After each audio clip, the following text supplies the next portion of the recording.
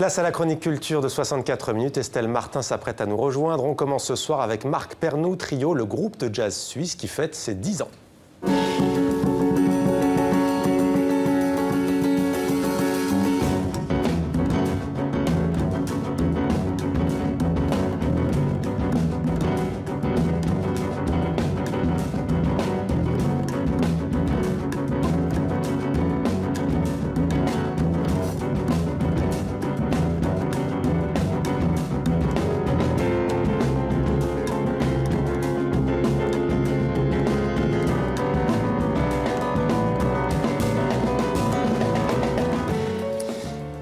Bonsoir Estelle, Bonsoir 10 printemps et un 4e disque donc pour Marc Pernoud Trio. Oui, un album qui s'intitule Nature Boy.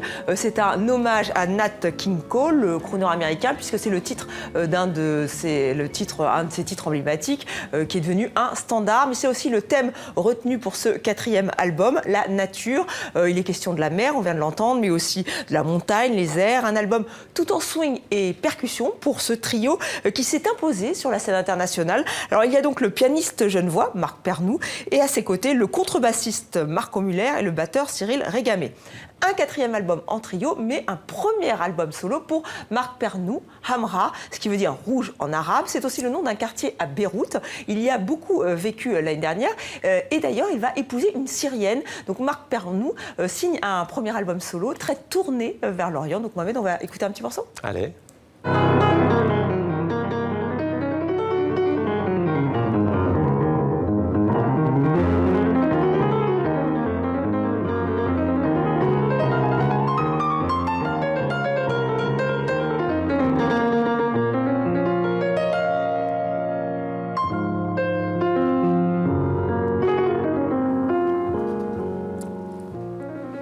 Donc Mohamed, vous êtes sensible au toucher et au jazz donc de Marc Pernoud. Et ben sachez qu'ils sont à Paris ce jeudi 29 septembre. Ils sont en concert, le trio. Ça sera au Centre culturel suisse.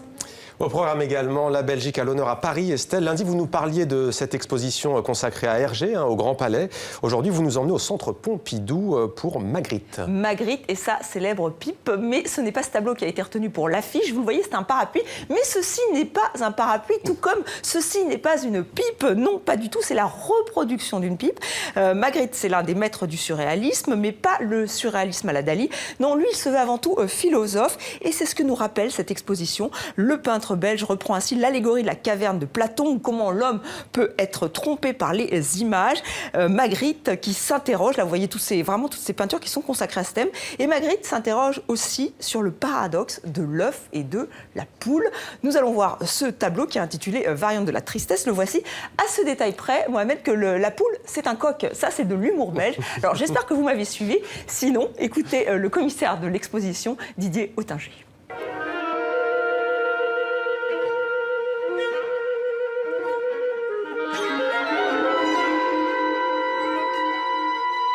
La lampe philosophique est un tableau de 1936 qui est un autoportrait de Magritte. Et on a, dès 1936, une identification de Magritte au philosophe. Mais ce que dit Magritte, en se montrant comme philosophe prisonnier de sa pipe, c'est que la réflexion philosophique est une réflexion qui tourne sur elle-même et qui coupe le penseur du monde et de la réalité, à la différence du peintre et de l'artiste qu'il entend être, qui lui va s'appliquer à brouiller les pistes entre la réflexion, le visuel, entre le senti et l'intelligible, qui va mener une réflexion philosophique à partir de cette idée-là. Regardez les Vacances de Hegel, qui superposent un parapluie et un verre, sont des images qui ont l'air simples, dont la signification est à peu près claire. C'est assez logique d'associer un parapluie à un verre, somme toute, mais la juxtaposition entre ces deux images provoque une sorte de déclic mental. Et dans ce sens, les œuvres de Magritte sont des énigmes permanentes. À la fois, elles sont claires parce qu'il y a cette volonté de produire quelque chose de clair et de cohérent, mais en même temps, ça s'arrête à un certain niveau et à partir de là, il laisse ouvert totalement la porte de l'interprétation. Déclic mental, Estelle. Mais je vous assure, vous allez avoir plein de déclics si vous allez voir cette exposition. Elle est vraiment très réussie. C'est jusqu'au 23 janvier 2017 au Centre Pompidou. Il s'appelle Manuel Tadros, Estelle, et il vient de fêter ses 40 ans de carrière au Québec, province francophone du Oui, Canada. Manuel Tadros qui a fêté ça avec de nombreux artistes. Il est très connu là-bas. Il a fait beaucoup de choses. Alors, il est comédien, mais aussi parolier. Il a écrit des tubes pour Rock Voisine. Vous le voyez ici, il a aussi chanté. Alors, ce Québécois d'origine égyptienne est acteur et surtout, c'est le père d'un certain Xavier Dolan, le jeune prodige du cinéma québécois, et il n'est pas peu fier. Qu'est-ce que ce sera, Blondie? Je vais prendre une bière. Non, c'est intéressant de travailler avec Xavier parce qu'il sait exactement ce qu'il veut. Et puis, lorsque je suis sur le plateau, je ne suis pas son père. Et je ne suis pas un réalisateur, je ne suis pas un directeur, je suis un acteur. C'est lui qui prend les décisions. C'est difficile d'imaginer que le petit bébé que vous avez élevé, qui vous avez changé la couche, est devenu une star internationale. Voilà, je l'avoue, c'était juste pour revoir ces images de Xavier Dolan, enfant, qui est trop choupinou. Ouais, très chou comme Il est très chou. Ouais. C'était Demandez le programme. Merci Et beaucoup, allez voir Estelle. juste La fin du monde, son Oui. dernier film. Ça sera fait. Merci Estelle. Bonne soirée à vous.